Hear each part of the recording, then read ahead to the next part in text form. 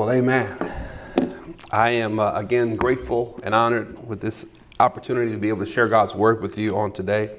Again, incredibly thankful for my host, Dr. Michael Didway. We've known each other for probably 10, 15 years now, and he has been a consistent encourager and source of wisdom. And I am grateful for his friendship, mentorship, and you need friends. And he has been that to me indeed in many ways, so thank you. I want to continue in our time that we started this morning. We began in Romans. The whole theme of this time is the spiritual life of a preacher. And I wanted to continue in this space, now looking at Romans chapter 12 and verse 2. Romans chapter 12 and verse 2. I want to consider some time in that particular passage on this evening. I'm going to read it for our hearing. It reads this way. Do not conform to the pattern of this world, but be ye transformed by the renewing of your mind. Then you will be able to test and approve what God's will is, his good, pleasing, and perfect will. Amen. For a few moments, I want us to consider this subject tonight, the transformed life. The transformed life. The Louvre Museum in Paris, France, is one of the finest and largest art museums in the entire world. It contains a collection of art that includes nearly 40,000 pieces and has been in existence since 1793. By far, its most popular piece of art is the painting The Mona Lisa. The Mona Lisa is the most visited, most written about, most parodied, most sung about piece of art in all the world. It's one of the most valuable paintings of all time. As a matter of fact, it was once valued at one time at $100 million. It was painted by the artist Leonardo da Vinci. He's painted it sometime between 1503 and 1506, but he was known for his artistic abilities to be able to create masterful paintings and works of art as a skilled craftsman. He would use techniques and approaches that had never been seen before, and yet he would work magic on those canvases.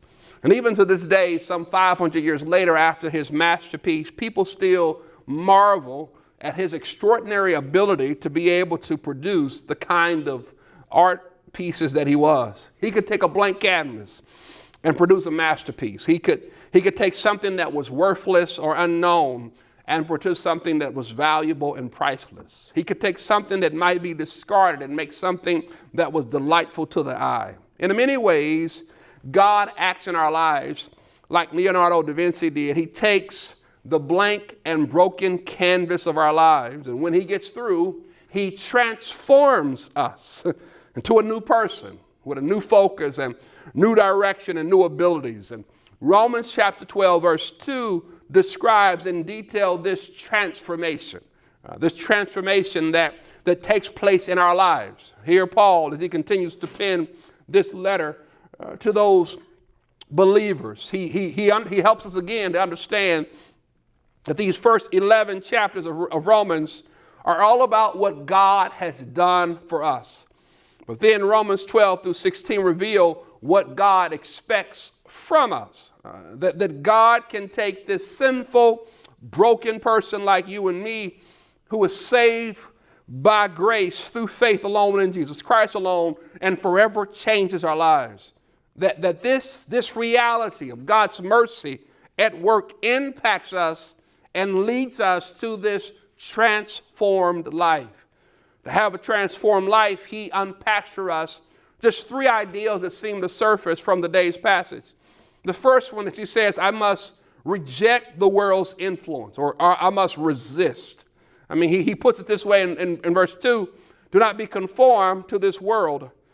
He says, resist. He wants us to be fully informed that we will be that we will experience pressure in an everyday form of life to conform to the world in which we live. He makes every effort to tell us that don't be surprised, don't be caught off guard. He says, I want you to be upfront, that you're going to be pressured by the world in many, many ways, that the culture is going to pressure you, that despite the change that you've made in your focus and your surrendered life, there will be an ongoing attempt and assaults upon your heart, upon your mind, upon your life to try to pull you away from the cause of Jesus Christ.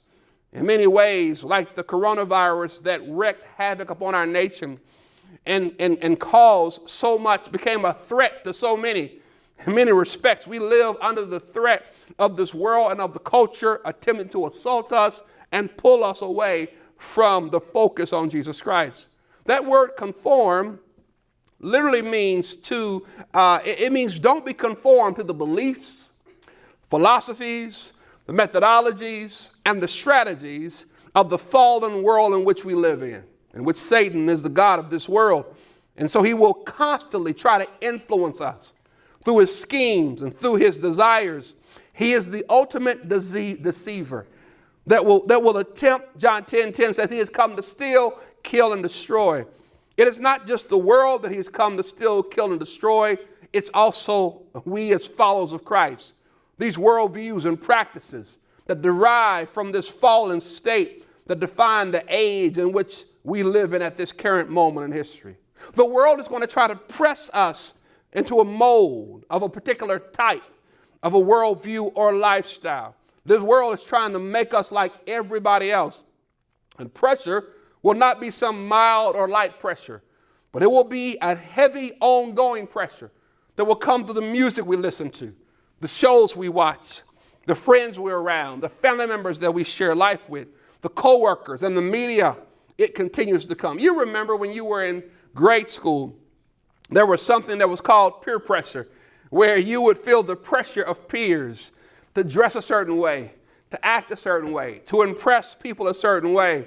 He comes and tells us there is another kind of peer pressure, pressure to fit in, pressure to be cool, pressure to feel like you have to live a certain way. And this is what we have to resist. Here is the reality, my friends, that you and I will be pressured to think we are the center of the universe, that everything ought to revolve around us. We will be pressured to make happiness our ultimate goal in life. That the job ought to make us happy, marriage ought to make us happy, the relationship ought to make. We will be pressured to spend more money than we can ever make and say we can always pay for it later. We'll be pressured to go into debt to impress people. We'll be pressured to believe that if we have the right stuff and the right clothes and the right looks, then we're successful. We'll be pressured to reduce sex to merely physical, something to meet our needs and not spiritual. We'll be pressured to believe pornography doesn't matter. We'll be pressured to make money the focus of our lives. We'll be pressured to pay more attention to our image than our identity in Christ. We'll be pressured to get even with other people. We'll be pressured to live and be defined by our political persuasion. We'll be pressured to think we're the smartest person in the room when we go to class. We'll be pressured to think we're right and everybody else is wrong. All of us will be pressured to make up our own truth and to ignore God's truth, to kind of have it our own way, to find our own truth.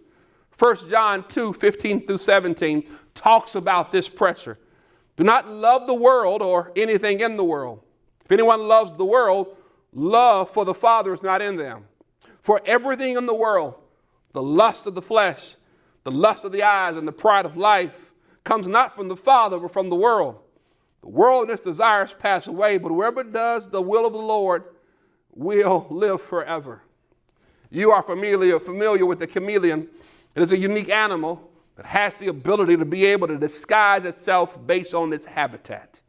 This animal only needs a couple of minutes, and it's able to transform to fit its habitat. God has given it this unique ability that in less than 20 seconds, in some cases, it can camouflage itself. If the surroundings are green, it can become green. If the surroundings are brown, it can become brown. If the surroundings are orange, it can transform no matter the environment because it has this ability. And yet, in some cases, God warns us in this particular text not to be a chameleon. He literally says to this say, do not be a chameleon. The world may pressure you to be carbon copies of everyone else, but this is not our calling. This is not our calling. We are not called to blend in We're called to be who he has called us to be, despite the environment around us. You know the difference between a thermometer and thermostat, right? The thermometer, when you put it into the whatever the climate is, it immediately becomes the temperature of the liquid or whatever it has been placed. But the thermostat is quite different. The thermostat, you adjust it to a degree setting, and everything in the room has to adjust to that thermostat. He's called us not to be thermometers that just blend in, but to be spiritual thermostats that set the temperature and the direction in a place that causes everyone else to shift and to adjust so that they can honor God in the proper way. This work of conforming to the ways of the world, not a one-time deal that you face once and it's over. No, it's an ongoing challenge that we face every day. Every day you will feel the pressure and have to resist the culture's influence on your life, on your relationships, on your marriage and your family, upon the life of your church and how you do ministry. But instead, you must remember to resist so that you can be more surrendered to living out for the cause of Christ. He says, I want to encourage you to resist. You find this throughout the scriptures in many ways. You find examples like Daniel, who resists and stands firm on God's call on his life to pray and to trust God for his life. You find this same example with those three Hebrew boys, Meshach, Shadrach, and Abednego, and make up in their mind that they're going to resist the pull on the culture and instead seek to honor Christ, honor God in their lives. You find this call on someone even like Nehemiah, who when he could have stayed comfortable in his own government official job, decides to shift and be more concerned about the priorities of God's people. This is consistently what we're called to do, to resist this pull. But not only does he tell us to resist, he also tells us to remake. He puts it this way, but be transformed. Resisting the pressure is not enough, but instead we must be transformed. This just transformation. Instead of allowing the world to put pressure on us and the culture, instead, now that we have surrendered our lives to Christ, we are now being transformed. As important as it is to reject the way of the world, it's not just about rejection. It's also about being made new. This newness, this transformation that is taking place in our lives. The meaning of this word transformed is this metamorpho, which is this where we get the word metamorphosis. We cannot think about that word without thinking about the metamorphosis that takes place in the life of a caterpillar who goes through metamorphosis, a transformation from a caterpillar to a butterfly. That the character and the conduct is being transformed.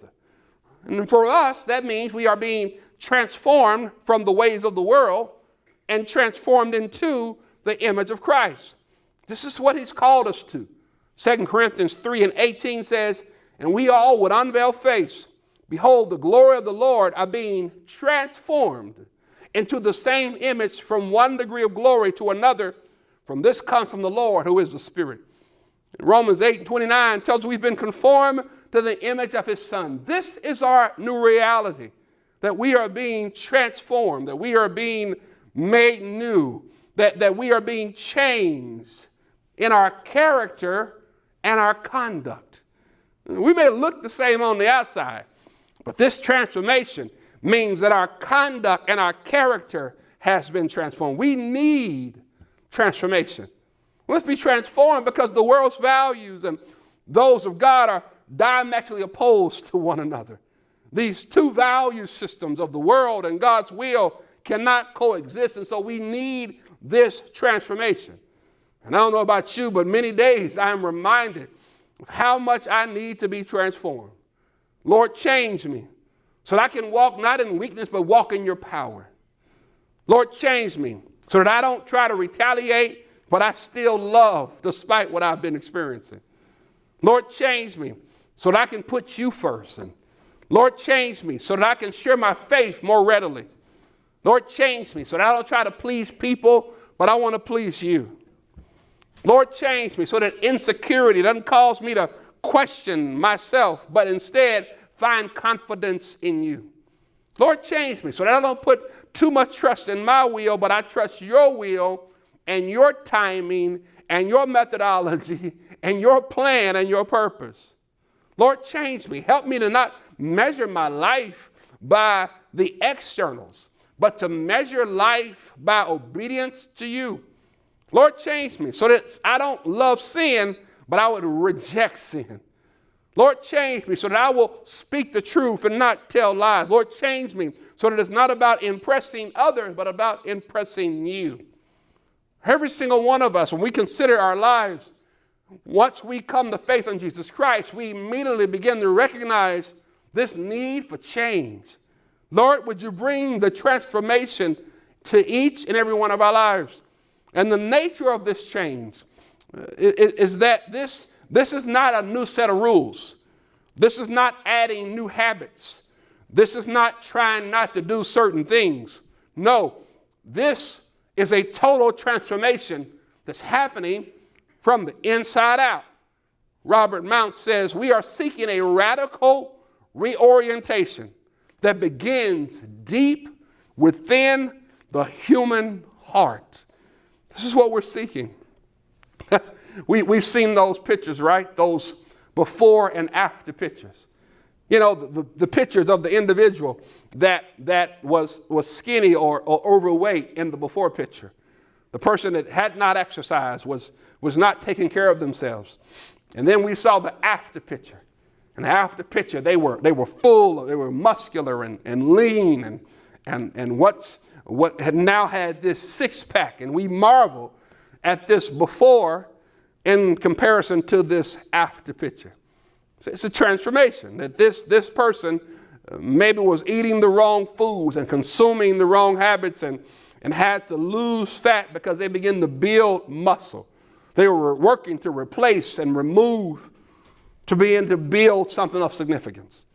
And in many respects, we also are going through this transformation. I mean, you should see our before pictures. A picture of someone that was addicted to self.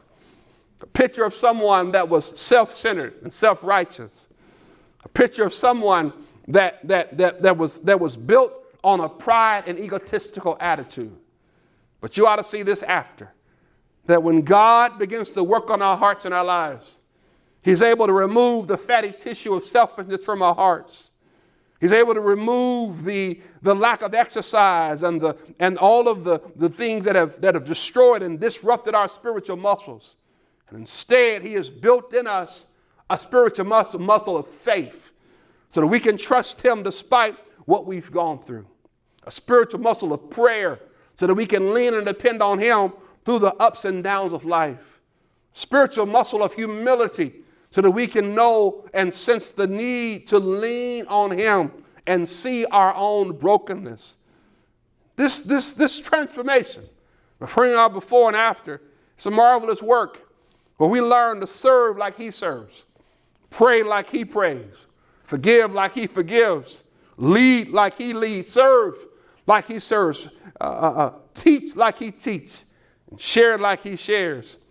And we must recognize, however, friends, that this transformation is an inside job. This transformation, this is not rearranging the furniture in the living room. No, this is not just adding a new kitchen table. Friends, this transformation is a full demolition. This transformation requires that the entire interior of the part be torn down, that all of the carpet be pulled up, that the walls be sanded down, that the furniture be taken out, and an entire new renovation is taking place in the heart and soul. This transformation that's happening in your life is not cosmetic. No, he is reforming and rearranging and redirecting and remodeling in such a way that even yourself can be shocked by the progress and the transformation that's happening in your life. Christ has come to give us a new way of thinking. Not a legalistic, follow a certain set of rules.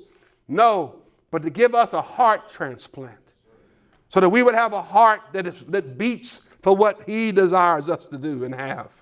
This new covenant is not made of old rules, but it is shaped by this desire and likeness to be like Jesus Christ. This is who he has called us to be, that we would be transformed. Transformed in how we think and act, transformed in how we love, transformed in how we show up, transformed in how we worship. This is who we long to be. Lord, oh, that he would remake us. I hear you. You want this, don't you? You want to know, how do I achieve this? How can I experience this transformation in my life? What does it look like? The question is how, and he goes further. He explains in the text exactly how this takes place. He says there is a resist, there is a renew, there's a remake, but finally there is a renew. Look at the text. Do not be conformed any longer to this pattern of this world. That's resist. But be transformed. That's remake. And how does that happen? By the renewing of your mind. Then you will be able to test and approve what God's will is. His good, perfect, and pleasing will. Renew. Your brain is so sophisticated that the scientists have discovered that researchers at MIT have charted the brain activity for habits that we form. They've discovered that there are hundreds of habits, like brushing your teeth, driving you to work, putting away dishes, and many other tasks we commit with our brains that our brains have automated. It's almost like we don't even think about the routines. Our brains have so grouped them together into a singular activity called chunking.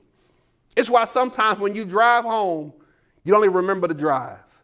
It just happened. Your mind automated the process.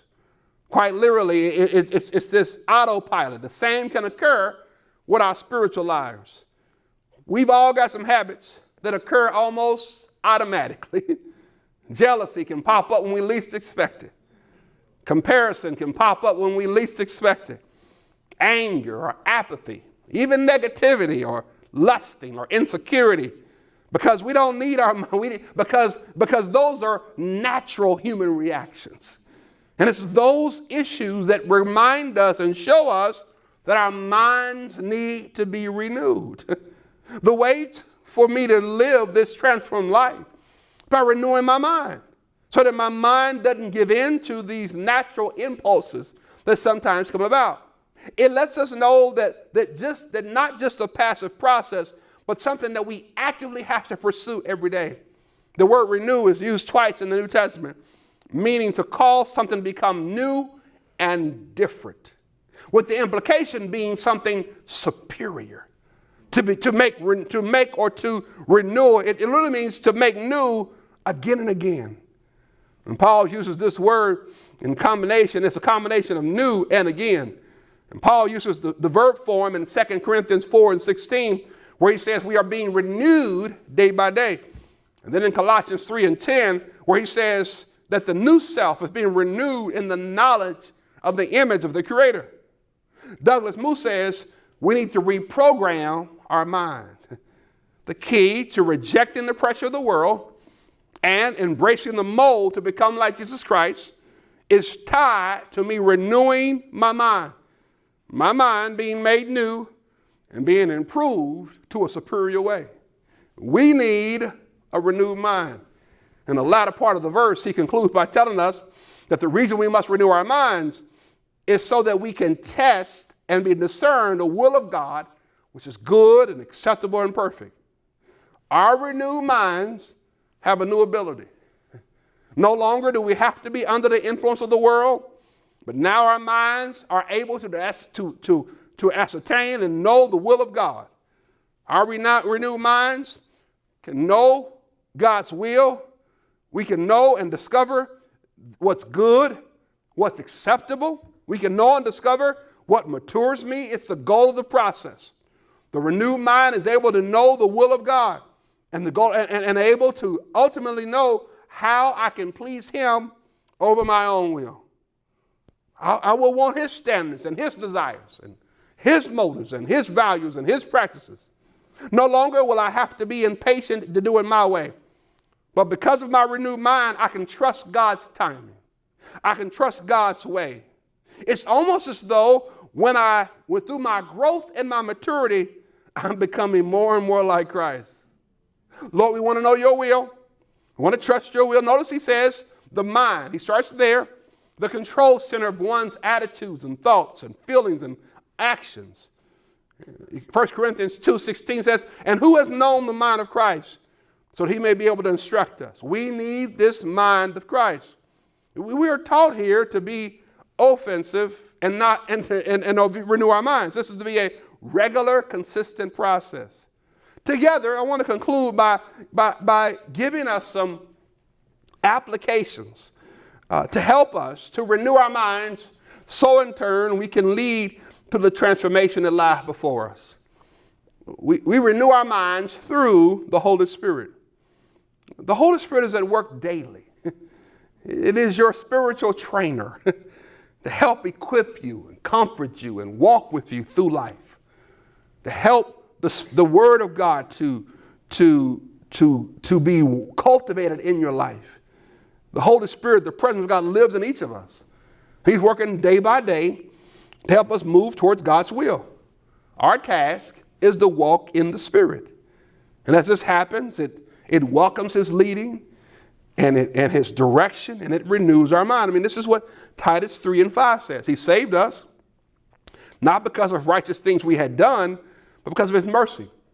He saved us through the washing of rebirth and renewal by the Holy Spirit. So we renew our minds by following the Spirit's leading in your life, by walking in the Spirit. Renewing our minds is not something we can just simply do on our own, but it's God's Spirit that leads us in the path that he has us to walk.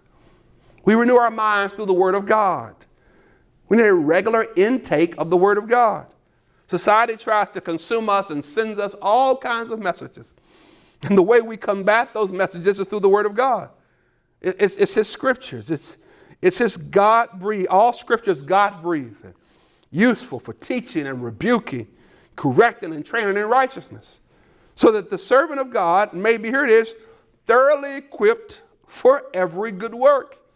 It's the Word of God, friends, that points us, that renews our minds, so that we can follow after Christ. Memorize it and study it and read it and listen to it and watch it and read it to your kids and read it to your friends and leave a voice text to a friend and write it on the doorpost of your house and write it on your mirror at home and let it be your guide to renew your mind so that the world and all the other things don't distract you from what God has said, and let his word be your final word. Renew our minds by thinking about the right things. Philippians puts it this way. Finally, brother, whatever things are true, whatever things are honest, whatever things are just, whatever things are pure, whatever things are lovely, whatever things are of good report, if there any virtue, any praise, think on these things. Renew my mind by thinking on the right things. Here's another one. Renew our minds through prayer. There is something about prayer. There is something that happens when we talk to God, when we seek his direction in our lives, that helps us, that guides us, that leads us. That there is something that happens in our minds when we seek God's input, seek God's direction. Or sometimes it's not about seeking God's direction. It's simply about being in his presence. It's about hearing him and listening to God and trusting God and seeking God and renewing our minds, and through prayer helps focus our hearts and our minds. Here's another one. Renew our minds by Christian friends. I don't know about you, but it's so important to have some brothers and sisters in Christ that you can share life with, that you can celebrate with when things are going incredibly well, that you can pray with when things are challenging, that you can grow with, that can help you to get things right. But it's nothing better than watching God transform multiple lives at the same time. I think about several friends in my life, or a few friends in my lives, that bring me great joy to watch God's transformation in them and his transformation in me. And how we're able to lean on each other and share together there is something incredibly valuable about biblical community. That's an essential part of how we renew our minds. And then renew our minds by worship. This worship is so important because it puts the focus on God. It helps us. Worship is a response to God. And so when I am able to put my focus on God, put my eyes on God, put my concentration on God, it puts my mind in the right space so that my steps can follow his will and his way for my life. There's something about worship that redirects us, that resets us, that reorders us, that refocuses us, so that in turn our hearts and our minds can be turned toward him.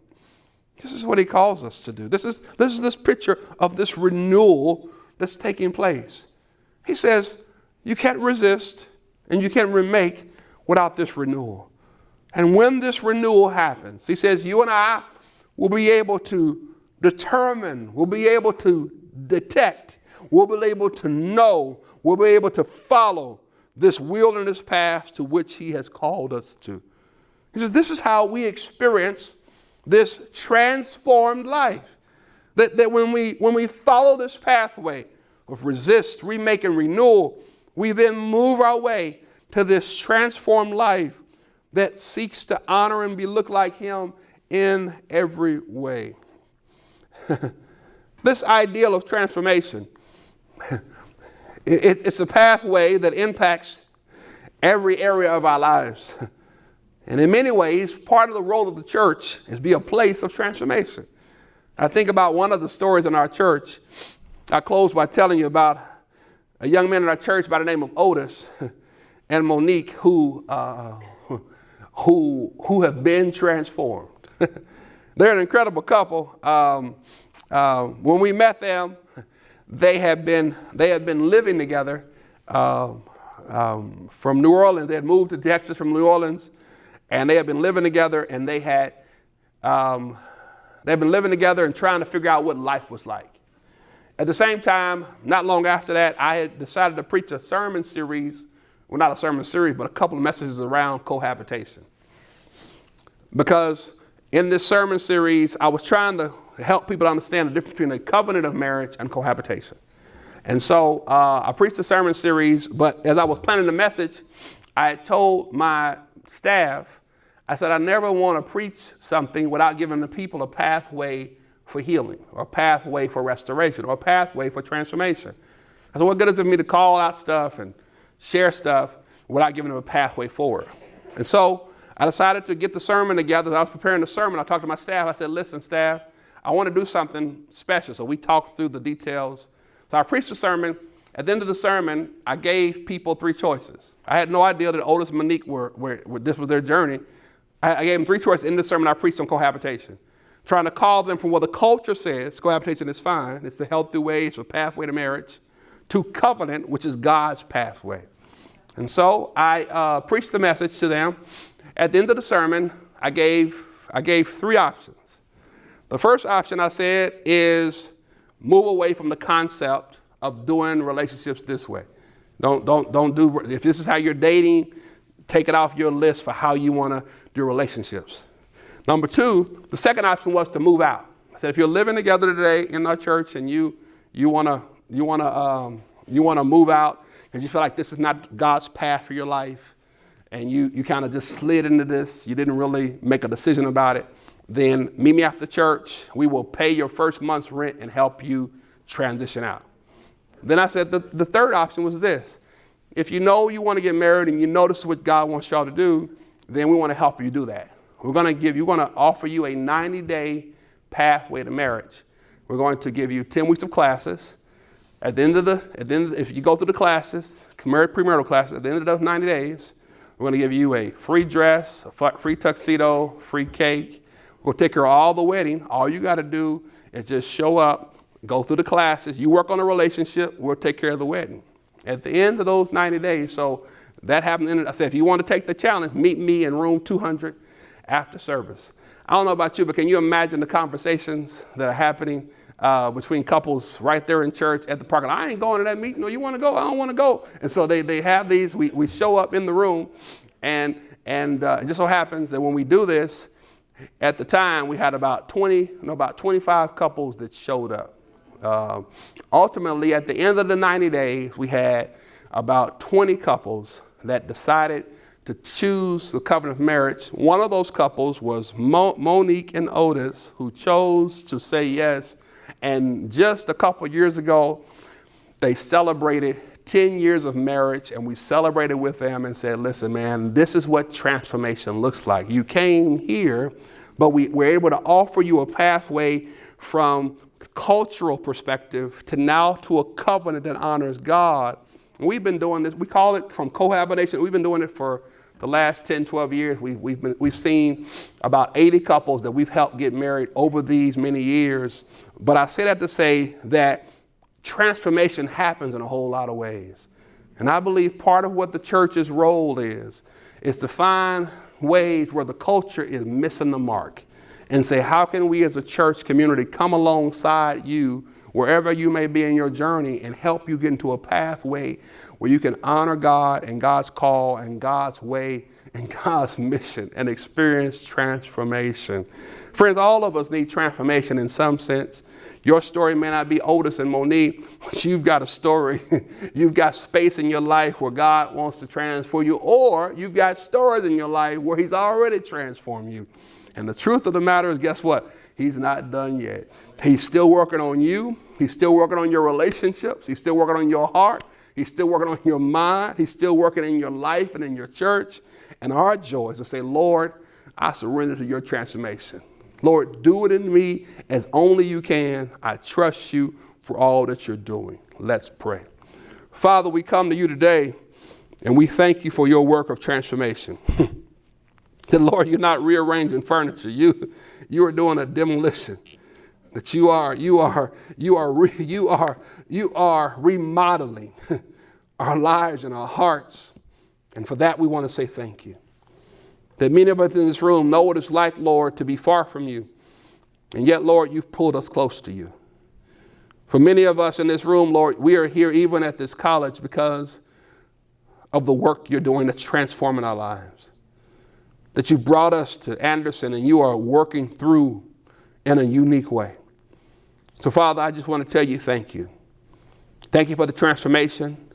Thank you for the work that's taking place. Thank you for how you're still moving in our hearts.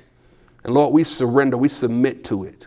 Lord, transform us, renew us, remake us, rebuild us. Do it, Lord, in our hearts today. Do it in our relationships. And do it in a way, Lord, such that you can get the glory out of our lives. For that, Lord, we say thank you. And for that, we honor you. It's in your Son, Jesus' name, that we say this prayer. Amen.